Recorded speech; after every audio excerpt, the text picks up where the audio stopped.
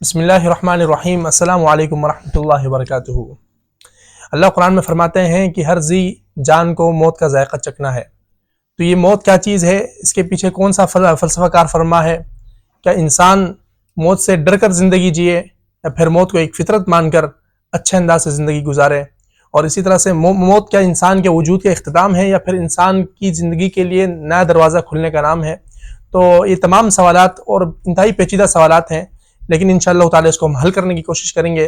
تو موجود ہے ہمارے ساتھ شیخ مفتی عظیم الدین صاحب، موت کا فلسفہ جانیں گے مفتی صاحب سے۔ السلام علیکم۔ وعلیکم السلام ورحمۃ اللہ۔ مفتی صاحب، سب سے پہلے یہ تو بتائیں کہ موت کا جو فلسفہ ہے، دین اسلام کی نظر میں اس کی کیا حیثیت ہے، اور دین اسلام کا اپنا فلسفہ کیا ہے؟ بسم اللہ الرحمن الرحیم۔ اسلام یہ کہتا ہے کہ موت انتقال من عالم الی عالم آخر۔ صحیح۔ موت انسان کے ختم ہونے کا نام نہیں ہے، بلکہ ایک جہاں سے دوسری جہاں میں منتقل ہونے کا نام ہے۔ انسان آپ جانتے ہیں کہ ازلی نہیں ہے، تو جیسے کہ قرآن میں خود فرمایا گیا صحیح۔ کہ ایک طویل زمانہ انسان پر ایسا بھی گزرا ہے کہ وہ شے مذکور نہیں تھی، لیکن جو چیز موجود ہوتی ہے وہ مذکور ہوتی ہے، اس کا جو چیز وجود میں آتی ہے اس کا تذکرہ کیا جاتا ہے، صحیح۔ اور جب تک کسی چیز کا وجود نہ ہو اس کا تذکرہ بھی نہیں ہوتا۔ صحیح۔ تو معلوم ہوا کہ ایک زمانہ انسان پر ایسا گزرا ہے کہ بہرحال انسان نہ موجود تھا نہ مذکور تھا، لم یکن شیئا مذکورا۔ پھر فرمایا الذی خلق الموت والحیات، پھر اللہ تعالیٰ نے موت کو اور زندگی کو، دونوں چیزوں کو پیدا کیا۔ تو معلوم ہوا کہ انسان ازلی تو نہیں ہے، لیکن بعد میں جو ہے جب پیدا کر دیا گیا تو اب وہ انسان رہے گا، ابدی رہے گا۔ صحیح۔ کیوں؟ اس لیے کہ قرآن میں ہی خود فرمایا گیا کہ جو اہل جنت ہیں خالدین فیہا ابدا، ہمیشہ ہمیشہ کے لیے اس میں رہیں گے، اور جو اہل جہنم ہیں وہ بھی ہمیشہ ہمیشہ کے لیے جہنم میں رہیں گے۔ انسان کو جب اللہ تعالیٰ نے پیدا فرمایا، سب سے پہلے اس کو عہد الست میں جمع فرمایا، جہاں پر انسان نے اللہ تعالیٰ کے سامنے گویا کہ ایک طرح سے وعدہ لیا اللہ تعالیٰ نے، الست بربکم، یعنی تمام ذریت آدم کو اللہ تعالیٰ نے اپنے سامنے ارواح کی صورت میں کھڑا کیا۔ اچھا، یہ عہد الست، اس میں کیا انسان اپنے وجود کے ساتھ موجود تھا؟ ارواح کے ساتھ تھا، جسم اس کو نہیں ملا تھا۔ صحیح۔ اس کو وہاں جسم نہیں ملا تھا، انسان صرف اور صرف انسان کی روح وہاں موجود تھی، کیونکہ انسان اصل میں حقیقتاً نام ہی روح کا ہے۔ صحیح۔ انسان کا جسم اس کا ایک خالی سانچہ ہے جو وقتی طور پہ اس کو دنیا کی زندگی گزارنے کی روح اصل ہے، روح اصل ہے انسان کی۔ تو روح سے اللہ تعالیٰ نے الست بربکم کا ایک معاہدہ لیا کہ کیا میں تمہارا رب نہیں ہوں؟ قالوا بلا، سب نے جواب میں کہا کہ بالکل اے ہمارے رب، آپ ہی ہمارے رب ہیں۔ تو وہاں پہ جا کے پھر انسان نے جب اقرار کر لیا، پھر اللہ تعالیٰ نے پھر انسان کے لیے دنیا بنائی، اور پھر انسان کو دنیا کے اندر منتقل کیا، پہلے باپ کے نطفے کے اندر، اور پھر اس کے بعد وہاں سے منتقل کیا اس کو ماں کے رحم کے اندر۔ یہ ماں کے رحم میں انسان کا جسم جا رہا ہے، روح اب تک بھی نہیں آئی ہے۔ صحیح۔ روح جب آئی ہے جب ماں کے رحم کے اندر 40 دن گزر گئے، اس کے بعد جا کے اس کے اندر روح پھونک دی گئی۔ صحیح۔ اس کے بعد جب یہ 40 دن یا 4 مہینے 4 مہینے معذرت، اور وہاں پہ جا کے انسان کے اندر جب روح آئی ہے تو اب وہ ایک گویا کہ ایک نفس بن گیا، اور وہاں پہ جا کے اللہ تعالیٰ نے اس عالم سے جو ماں کے پیٹ سے تھا اس سے دنیا کے عالم میں منتقل کر دیا۔ پھر انسان جب دنیا کے اندر ایک طویل وقت گزار لیتا ہے، جو دنیا دارالامتحان ہے، آپ جانتے ہیں کہ جب وقت کا ٹائم پیریڈ ہوتا ہے وہ مختصر ہی ہوتا ہے، اور ہر وقت انسان دارالامتحان میں نہیں رہتا۔ اچھے اعمال اور برے اعمال کے لیے اللہ تعالیٰ نے دنیا بنائی، اور جو انسان جیسا امتحان دے کے جب اس کا ٹائم پیریڈ ختم ہوا، اللہ تعالیٰ نے اس کے اوپر موت لاحق کری، موت سے اس کو سرفراز کیا، اور پھر اس کو اس موت کے ذریعے سے گویا کہ اس جہاں سے دوسرے عالم کے اندر، عالم برزخ کے اندر منتقل فرما دیا۔ عالم برزخ میں منتقل کرنے کے بعد جو ہے انسان کا جسم اور روح اب جدا ہو جاتی ہیں۔ صحیح۔ عالم برزخ کیا ہے؟ عالم برزخ میں آپ کو بتاتا ہوں، عالم برزخ اس دنیا کے عالم سے ہٹ کر دوسرا عالم ہے، جہاں پر انسان کی ارواح کو رکھا جاتا ہے۔ جس طرح انسان آیا تھا انہی ارواح سے اس جسم کے اندر، آخرت کا حصہ یا پھر وہ دنیا کا حصہ؟ یہ آخرت کا حصہ ہے، بالکل آخرت کا حصہ ہے، اور یا تو وہ علیین میں ہوگا یا سجین میں ہوگا۔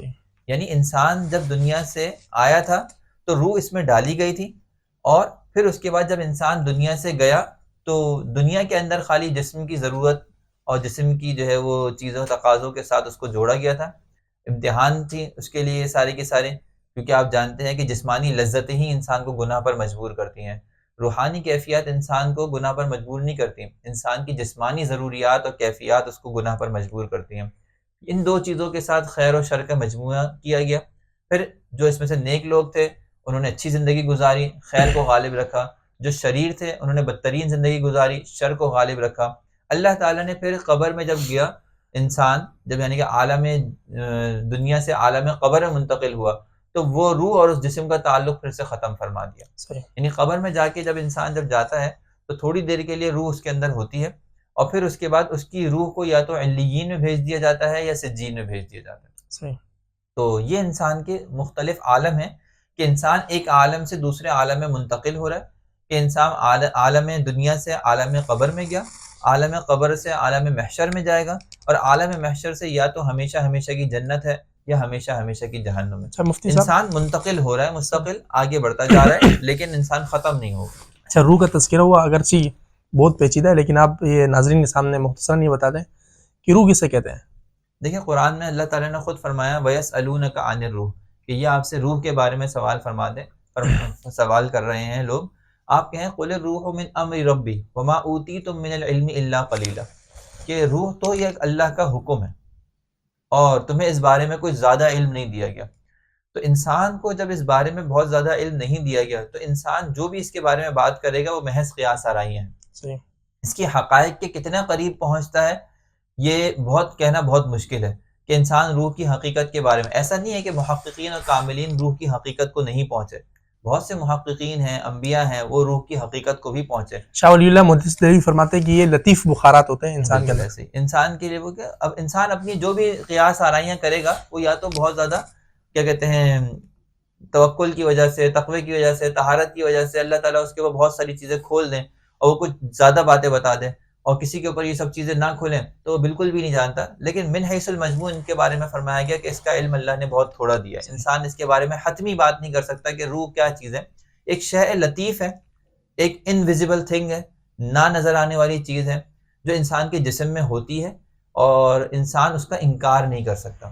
مثال کے طور پہ میری ایک یہ جسم ہے، اس کے اندر روح ہے. اگر میں یہاں پر جو ہے وہ سوئی چبھوں گا تو تکلیف محسوس ہوگی، ٹھیک ہے. لیکن اگر میں اپنے جسم کے حصے کو کاٹ دوں اور کاٹ کے یہاں برابر میں رکھ دوں مثال کے طور پہ، اب میں اس پہ سوئی چبھوں گا تو اس پہ تکلیف نہیں ہوگی. اس لیے کہ جو جسم کا حصہ ہے، جو جسم کے اندر شامل ہے، جو متحرک ہے، اس کے اندر روح موجود ہے، اور جو جسم حصے کاٹ کے الگ کر دیا گیا روح کا تعلق اس سے ختم کر دیا گیا. صحیح. تو انسان جو بھی کیفیات محسوس کرتا ہے وہ انسان کا جسم محسوس نہیں کرتا، اس کی روح محسوس کرتی ہے. نہیں، جو کٹی انگلی اس میں اگر درد کا احساس نہیں ہو رہا وہ تو صرف انسان کے خون کی گردش نہیں ہے وہاں پر، اس لیے نہیں ہو رہا ہے. یہ تھوڑی کہ وہاں سے روح نکل گئی ہے. نہیں، اصل میں انسان کی روح انسان کے جسم کے اندر ہے تو کیفیات اور جذبات اور ہر چیز کا احساس کرتی ہے، اور جس چیز سے انسان کا تعلق ختم کر دیا جاتا ہے تو اب اس کی کیفیات، جذبات کے احساسات بھی ختم ہو جاتے ہیں. انسان زندہ ہوتا ہے لیکن انسان کے جسم سے اگر روح نکال لی جاتی ہے، جب انسان قبر میں جاتا ہے روح نکال لی جاتی ہے، مردہ پڑا ہوتا ہے، مردے کو آپ چاہے آری سے کاٹ دے وہ چیختا چلاتا نہیں ہے. زندہ آدمی کو آپ آری سے کاٹیں گے وہ چیخے گا، چلائے گا. کیوں؟ اس لیے کہ روح موجود ہے.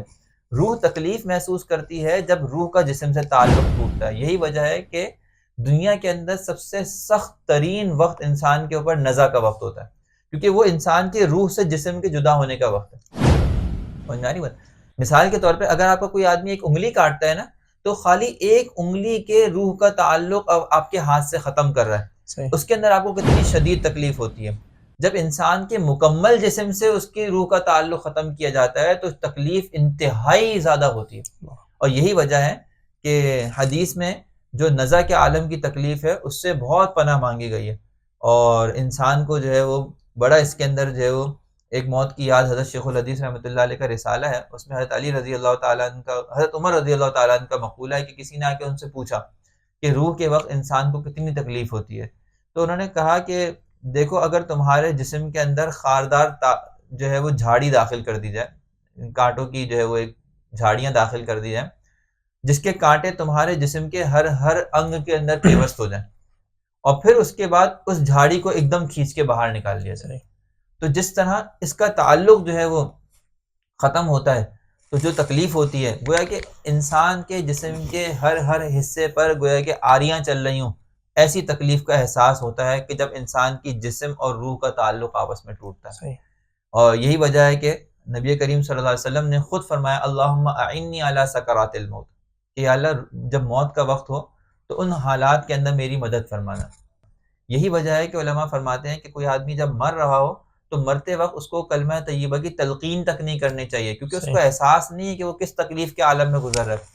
کہیں ایسا نہ ہو کہ اس وقت کے اندر وہ اس کلمے کا انکار کر دے یا کوئی اس کلمے کے بارے میں کوئی غلط بات کر دے جس سے اس کا ایمان پر خاتمہ نہ ہو۔ تو یہ تو انسان کے ساتھ ہوتا ہے، لیکن جہاں یہ آتا ہے وہیں ایک دوسری حدیث میں یہ بھی آتا ہے کہ نیک آدمی کی روح بہت اچھے طریقے سے بہت آسانی سے نکال لی جاتی ہے، اور انسان کو اس تکلیف سے مبرہ کرنے کے لیے جب انسان کی جسم اور روح کی تکلیف ختم ہو رہی ہے، اللہ تعالیٰ عالم برزخ ہے اس کی چیزوں کو انسان پر منکشف کر دیتے ہیں۔ انسان کے اوپر ایسی چیزیں جو دوسرے عالم کی ہیں وہ انسان کو نظر آنا شروع ہو جاتی ہیں۔ یہی وجہ ہے کہ آپ مرنے والوں کو دیکھیں، مرتے وقت وہ کہتے ہیں مجھے اپنا بھائی نظر آ رہا ہے، مجھے والدین نظر آ رہے ہیں۔ بہت سے ایسے لوگ تھے کہ مرتے وقت انہوں نے دیکھا، کہنے لگے کہ مجھے اللہ کے رسول صلی اللہ علیہ وسلم نظر آ رہے ہیں، ان کی زیارت ہو رہی ہے، اور اللہ تعالیٰ ہاں جنت نظر آتی ہے بعض اوقات۔ وہ ہے کہ اللہ تعالیٰ ان کو جو ہے مرتے وقت اس کیفیات کے اندر دوسری چیزوں میں ایسا مشغول کرتے ہیں تاکہ وہ جو تکلیف اس کے جسم سے اس کی روح کے ہونے میں ہے اس کا احساس کم ہو جائے، کیونکہ وہ تو تکلیف انسان کے اوپر ہوتی ہی ہوتی ہے، اور انسان جب آپ کو تکلیف ہو اور آپ کا ذہن کہیں اور ڈائیورٹ ہو جائے تو تکلیف کا احساس کم ہو جاتا ہے۔ تو اسی طرح اللہ تعالیٰ اپنے نیک بندوں کے ساتھ ان کا ذہن کہیں اور منتقل کرتے ہیں تاکہ وہ اس تکلیف کا احساس ختم کریں۔ صحیح۔ اچھا مفتی صاحب، میں نے بہت سے یعنی کافر بھی دیکھے ہیں، ان کی روح ایسے نکلتی پتہ بھی نہیں چلتا، تو کیا یہ نیک لوگ ہیں؟ دیکھیں، میں نے بھی ایک عیسائی پوپ تھا، اس نے کتاب لکھی اور اس نے باقاعدہ ایک محقق تھا، یعنی کہ اس کی ریسرچ ہی اس بات کے اوپر تھی کہ مرنے والوں کے حالات کیسے دیکھے میں نے، اور اس نے غالباً کوئی 200 سے 300 مرنے والوں کے پاس وہ گیا اور ان کے آخری وقت میں جا کے ان کی کنڈیشنز اور کیفیات کا اس نے جو ہے بغور مطالعہ کیا۔ اس نے اپنی کتاب میں یہ لکھا تھا کہ میں نے بہت سارے مرنے والوں کو مرتے ہوئے دیکھا ہے، حالانکہ وہ عیسائی ہے اور عیسائیوں کے بارے میں ہی لکھ رہا ہے کہ وہ مرتے وقت دیکھتے ہیں کہ مجھے کچھ سفید روشنی سی نظر آ رہی ہے۔ وہ مرتے وقت یہ بتاتے ہیں کہ مجھے جو ہے وہ کچھ ارواح نظر آ رہی ہیں، کچھ اس کے گھر کے قریبی لوگ نظر آ رہے ہیں۔ کبھی وہ بتاتے ہیں کہ مجھے خوبصورت باغ اور اس طرح کی چیزیں نظر آ رہی ہیں۔ اور میں نے ایسے لوگ بھی دیکھے ہیں کہ جو مرتے وقت باقاعدہ اپنے ہاتھوں سے کسی چیز کو دور کر رہے ہیں، وہ ہے کہ وہ کوئی آگ ہو یا کوئی ایسی خطرناک چیز ہو جس سے وہ اپنے آپ کو بچانا چاہتے ہوں۔ اس طرح بھی میں نے لوگوں کو مرتے ہوئے دیکھا ہے۔